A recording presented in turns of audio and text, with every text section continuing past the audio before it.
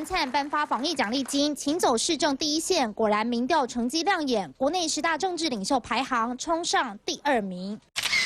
根据网媒统计，前10名列表中，民进党就囊括6名，第4名是副总统赖清德，第7到第10分别是苏贞昌、陈时中、陈其迈跟林佳龙。不过，防疫有功的卫福部长陈时中却从第3跌到第8名，人气就像天气变化差很大。陈时中部长担任指挥官，他在每一个火线上，必须要做决策。我想，对他来讲，不是这个政治人物的看好度啦。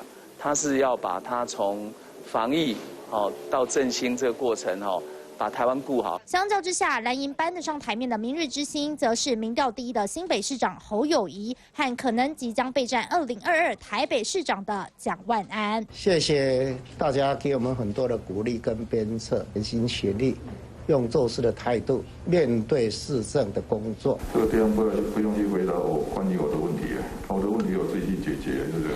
排名第6的柯文哲要拼2024，民调还要追赶跑跳碰，蓝绿10大领袖民调出炉，各自秀得出下一段布局。